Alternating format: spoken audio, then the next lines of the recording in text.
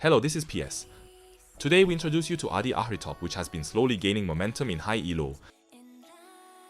To begin with, the data itself shows that currently, it only has a 0.4% pick rate, even at Tiers Master and above.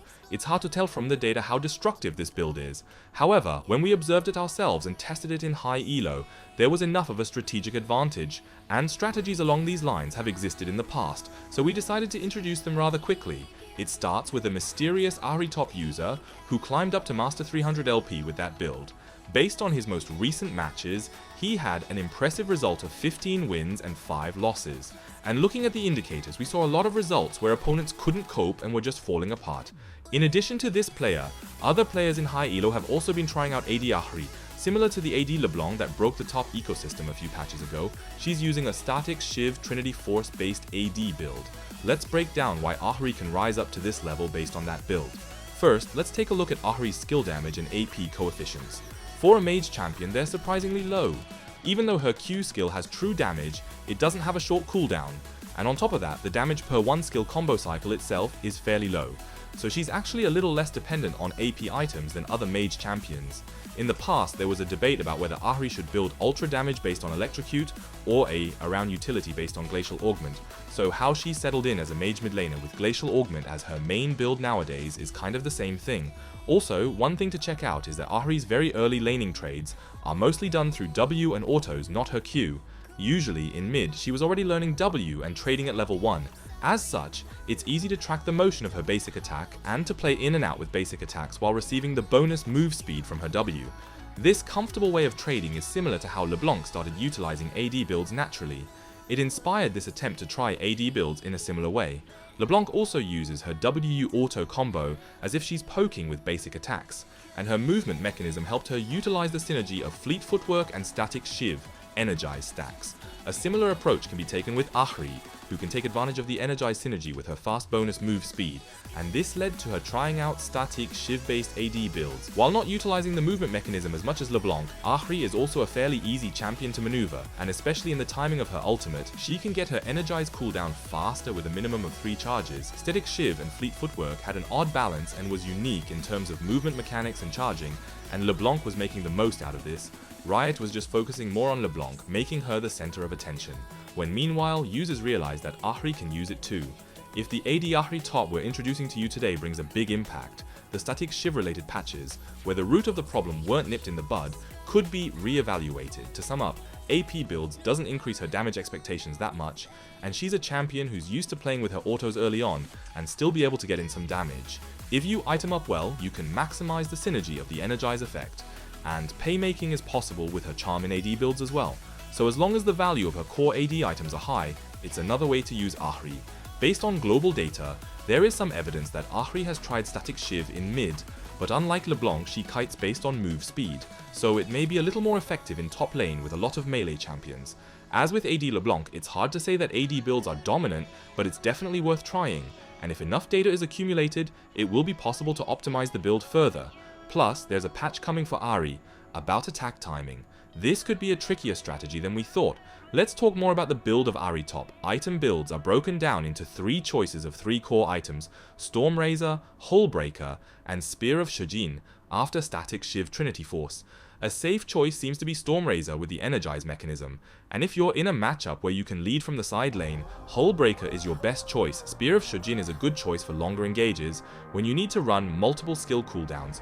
If you're well fed, it's okay to build it once in a while. For her boots, Ionian boots are used mostly for kiting with auto W, while quickly rotating his W cooldown.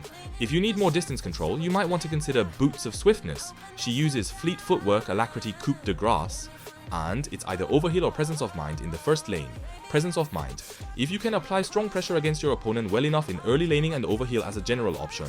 For secondary runes, use Demolish Bone Plating, which utilizes the initiative while rolling the turret plating snowball. But for this proficient player, against tanks and bruisers like Garen and Cassante, who he can beat one-sidedly, he used Taste of Blood Ultimate Hunter. Think of it as using a domination build for matchups where bone plating isn't as efficient.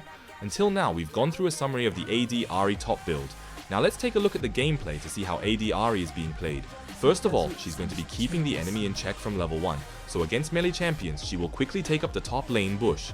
Then, when she sees that the enemy Garen is down below, she goes to the lower bush and positions herself. Then, as the enemy Garen approaches, she starts with her autos, utilizes her move speed and starts kiting. The combo is always auto W. You have to use the W after the auto to make sure that the 3 Ws go into the enemy champion. She then follows up with another auto and gives enough distance.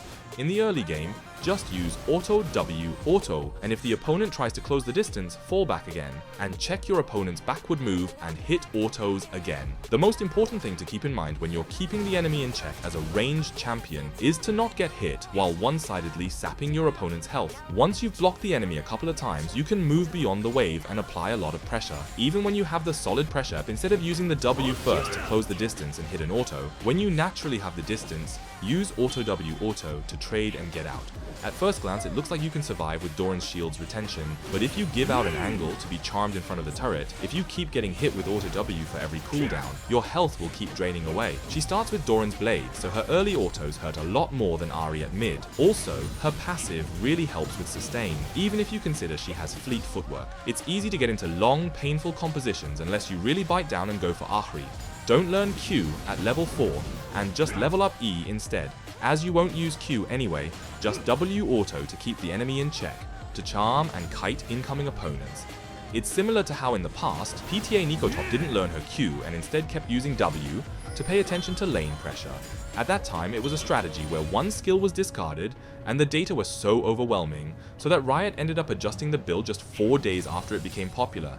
If you look at it that way, the current AD Ahri top strategy is also not a favorite of the developers. Even if you get hit by a minion in the process and lose some health, thanks to fleet footwork or passive sustain, your health will recover quickly, so the point is to actively deal damage. This laney sustain is really strong, that even if you lose health early on by trading forcefully, with fleet footwork charged if you land one auto on the enemy champion, and keep activating your passive heal even if you trade similarly, eventually you can see that Ahri has the health advantage. That's why she's stronger than you might think in the early laning phase. This eventually gives Ahri the initiative.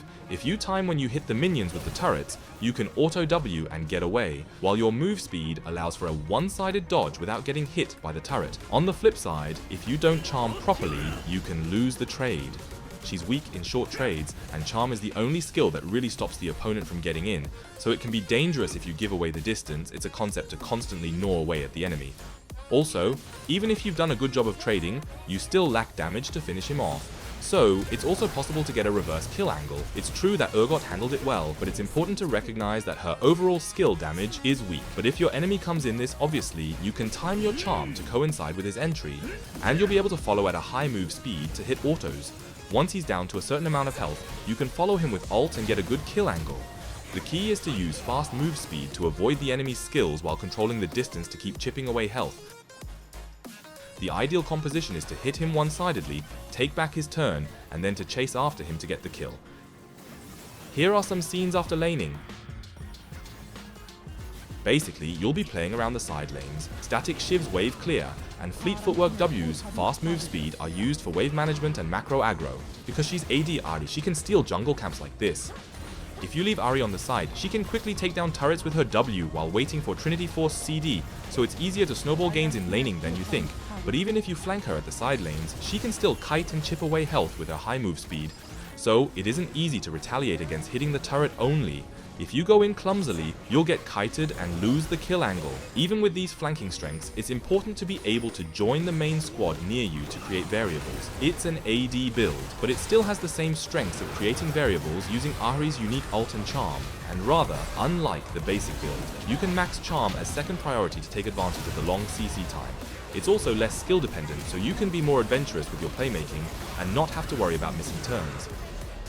Unlike AP Ahri, you can continue to deal damage even after using a skill combo, so you can focus on landing autos on enemy dealers with low health and cutting them off to showcase your influence in engages. Usually after AP Ahri's charm, considering the fact that if you aren't able to kill the enemy in one shot, she's going to be a lot less powerful, it's a more reliable way to deal damage. AD Ahri doesn't have a single room of impact, but it does have high lane sustain and high move speed to lead laning and snowball her early gains. The build is strong enough to showcase its strengths. It's something to keep an eye on until the next patch, the attack timing patch. Today, we've reviewed AD Ahri top. We hope you enjoyed this video. Thank you.